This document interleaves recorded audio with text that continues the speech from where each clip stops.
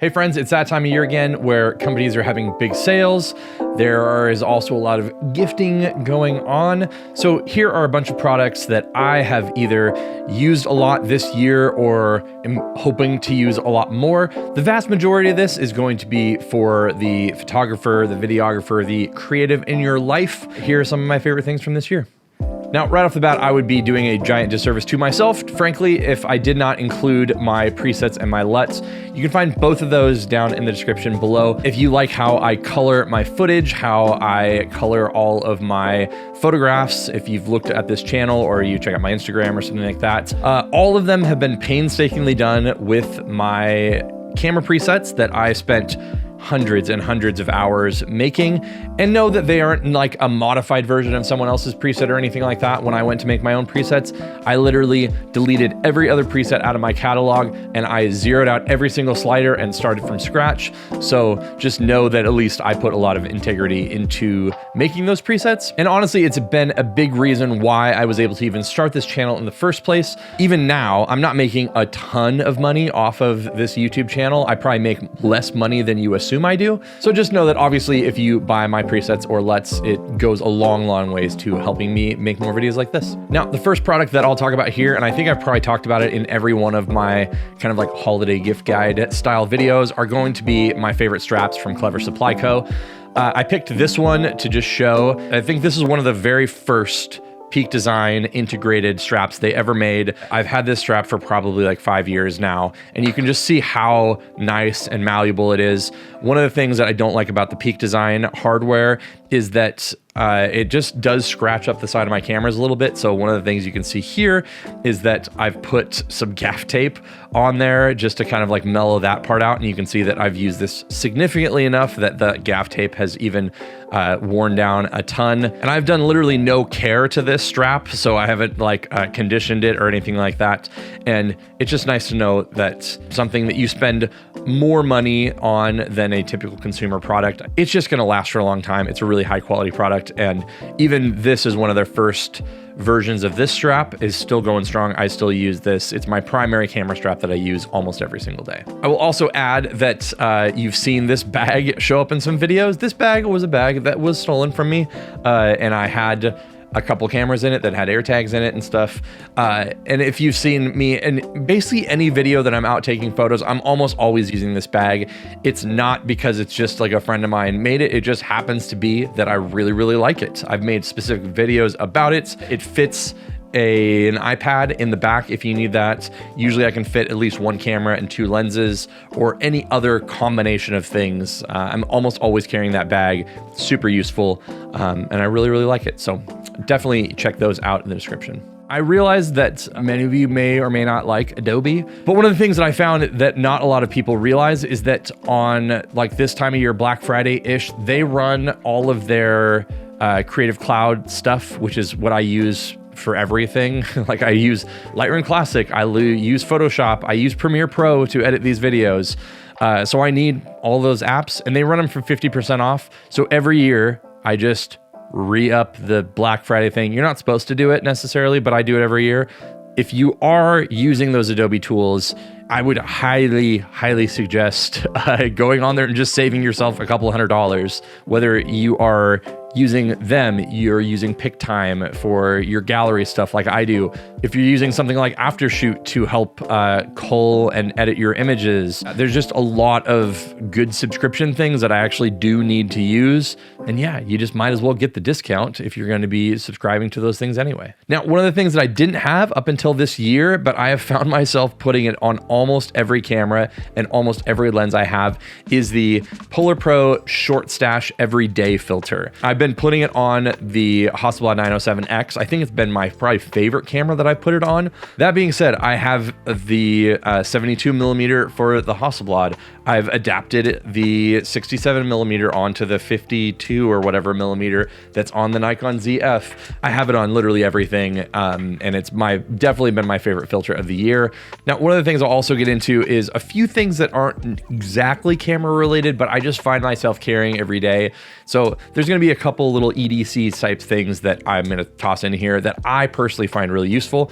The first of which is this Leatherman. I have lots of Leatherman multi-tools. I find them, again, really, really useful. This one in particular is the Leatherman Skeletool. The reason that I really like this is because a lot of multi-tools have a lot of extra pieces that I don't necessarily end up needing. But that being said, this is just so simplistic. It works really well. It has a little carabiner that doubles as a bottle opener. It also has a little section here where I can add a screwdriver. And so these are multi-sided. So if I'm somewhere and I need to like unscrew a tripod plate or something like that, really, really nice.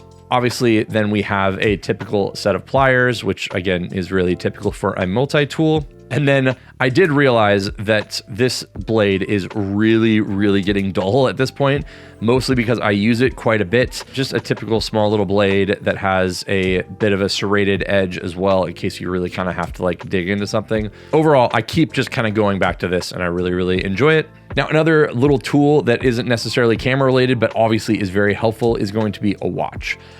I have used an Apple Watch for years, and there's part of me that maybe it's because I'm getting older or something, but I'm trying to digital detox a little bit more. And frankly, after I stopped wearing an Apple Watch, for about a month, I would get phantom notifications where I thought that my wrist was buzzing. And so it's one of those things where I found a lot like how interconnected I was to that whole process. Now, you could spend hundreds of thousands of dollars even on watches. I picked up this watch from Veyer, and it is kind of like a bit of a tribute to the original Rolex Explorer 2, which has like a GMT, a 24-hour hand. There's just something that I think that a lot of photographers, especially and musicians and things, which I am both of, find really interesting and romantic is kind of a way, I don't know, about these tiny little machines that we can put on our wrist. They make a lot of versions. Even this version is like under $1,000, but they make a quartz version if you don't really care about like a mechanical automatic watch. They obviously make all sorts of other watches like chronographs and dive watches and things like that. But it's one of those things that is, yes, a dangerous game because watches can be very, very expensive. And it's just something that I feel like kind of complements photography a little bit and is something I've been really enjoying lately. So tossing it in there as well. Now, to be even more direct, this is probably going to be the most direct product that I talk about today, and it's going to be these little flashes from Godox. This is the IT20S. The great thing about these is they work with TTL and they don't need external batteries. So you don't need to make sure that you're charging AA's or AAA batteries. I can just USB-C charge this little thing, and even this little guy works amazingly well in TTL. It's so small, I've been able to just toss it in my bag with no real issues, and I have been a really big fan of it. I will also add that the IT30 Pro is really, really good. I've been hearing that they're making a Leica version, which will be the first non-Leica flash that should be able to use TTL, which would be really exciting. And if you're interested in my take on these a little bit more, let me know. I might make a full video if they make a Leica version. And obviously that looks really, really good and works super well on a camera like this. Now, while we're talking about Leica and this flash setup, one of the things that has been like a bummer for me about maybe my favorite Leica accessory of all time. It's this IDS Works little thumb grip here. You've heard me talk about it if you're into Leica. It's a thumb grip that goes back in flush with itself, so it's not like hitting you in the ribs or anything like that. And it kind of mimics a film advance lever on like an M6 or any other film camera for that matter. So the way I use this is I pull this out and then I'm able to use this with my thumb, and it's perfect for this. It doesn't add a lot of weight or anything like that. So what they've done recently is made another version of this that has a hot shoe extension on the top of it. That means now that I can keep that grip and then I can add a flash like this onto the top. The only thing that, I don't know if you can really see it, you can definitely tell that there is a little bit of a gap now between the camera and the flash where otherwise it would be flush. But very, very much a non-issue for me because I would much, much, much rather have the ability to have a little extra thumb grip here and still be able to use a flash. But if you are a digital Leica M shooter, if you have like an M10, M11, something like that, this is, again, probably my favorite accessory, functional accessory for the Leica M series overall. And now I'm just really, really excited that I also have the ability to use a flash with it. I guess since I have the Leica up here, I'll also include a new accessory that I recently picked up, which is the Tahusa. I have no idea how to say their name, but it is this soft shutter release thing they call the air clicker. And it just A, looks really, really good, and B, feels really good. It's got a little bit of a texture to it. It also has a bit of a concave top to it, so your finger kind of goes into it a little bit as you use it, and obviously it just looks really, really good. But it's just another thing that gives me a little bit more feel, a little bit more grip onto the shutter when I'm using especially bigger lenses or anything like that. So the combination of using this little thumb grip here and then also having the little soft shutter thing here that also has a little bit of a grip to it just adds to the tactile feeling of this camera and makes it a lot more usable. And you've heard me talk about this as well, but these little red dot replacement things for the Leica M system and even the SL or the Q system, everyone assumes at all times, they always assume that this is an M11P, and they're like, so why don't you have like a top script on there? Is that like a special edition? Some people think this is a monochrome. And it really is just because I've replaced the red dot on here. If you want to have a red dot on your camera, like, I don't have any issues with that. You can absolutely do that. That's fantastic. Whatever. I just think this looks so much better and is so much more stealth. And the thing that I just literally love about these things from Analogous is that it looks really, really good. The texture is almost exactly the same on these black versions of the M11, but it's just a way for relatively inexpensive to make your camera look really legit. And like, I don't think anybody would ever assume that this isn't just like a factory thing. So anyway, obviously a big fan of it, and I love how it makes the camera a lot more discreet. Now, for you people out there that want to get into film a little bit more, I think this is just kind of a no-brainer. I think every photographer should just have one of these. It is the, I think they have a new version, but this is the Kodak H35. It's a half-frame camera, and since this is definitely more of like a disposable point-and-shoot kind of thing, you don't need necessarily to be getting a ton of sharpness and things. It has a built-in flash. And generally, I've actually really liked the images out of it. And again, the nice thing is you're getting twice as many images out of this as you would a normal, typical camera. And while it's totally plastic, it's totally janky, it could break, sure. But the fact that it's really, really lightweight and stuff just means you can toss it in anywhere. You can just make little snapshots. And this is just the perfect little snapshot camera. Really, really, really inexpensive. Again, you get twice as many images out of a roll, and rolls are super expensive these days. And honestly, every time I go back and kind of revisit the images I've got out of this thing, I'm like, I don't know why I'm not using this thing more often. It's really, really good. Incredibly simple. Anybody could use it. You could even give it to a kid and they're going to get really, really fun images out of it. And then I haven't shot these yet, but I'm pretty sure I know what film stocks they are anyway.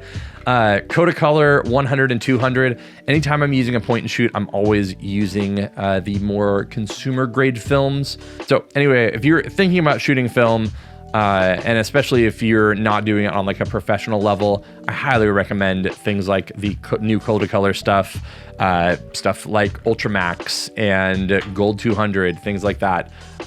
Just they're really good film stocks, and film is so flexible. You just don't need to be shooting portrait all the time. I love portrait, and I will use the existing stock that I have for a long, long time, but you don't need to spend that much money on the professional rolls unless you really, really need that. Now, another little camera accessory that this isn't even out yet, but you've seen me make tons of videos talking about it, especially with the Fujifilm series. And they've now started to make these hoods for a lot of other companies, obviously, like the RX1R3. And what I really love about this, and I think this is a significantly better hood than even the native Sony one that is, I think, like just stupid expensive, is that it's so shallow and it's so small and it fits perfectly into this little thing. It's not screwing onto the threads or anything like that, like a lot of the other janky ones are. But I would just check if you were interested in looking for a lens hood to see if they make one for the camera or lens you're kind of interested in. And while we're on this camera, I guess I'm realizing that I got this base plate and little grip here for this camera. I know that probably this camera is out of reach for a lot of people, but it gives it a little bit of an extra grip here, and has made this tiny little point and shoot not very much bigger at all, but a lot more usable ergonomic wise, because I can use this with just like a couple fingers here and get a lot more out of it. I've also added a tiny little soft shutter button. You can pick these up for just stupid cheap on Amazon, which I guess then leads me on to this little rope strap. I've never actually had a rope strap before, but Peak Design just started making these rope straps. This is, I believe the colorway is kelp. And it just kind of goes with my general look and aesthetic and things like that, with a lot of earth tones. I usually almost always am using these ones from Clever Supply, but it's been fun to have something a little bit different with a rope strap. And obviously they're made by Peak Design, so you're getting that little integration there. Another thing that I've been doing a lot of, especially lately, is when I'm going out to film something, I've been trying to do a little bit more behind the scenes for it. And one of the things that came across my desk recently is the Insta360 Go Ultra.